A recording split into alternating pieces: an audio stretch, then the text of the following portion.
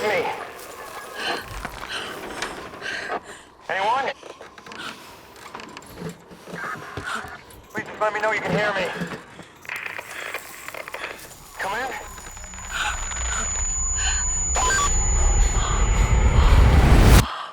Look, if you can hear me, please respond.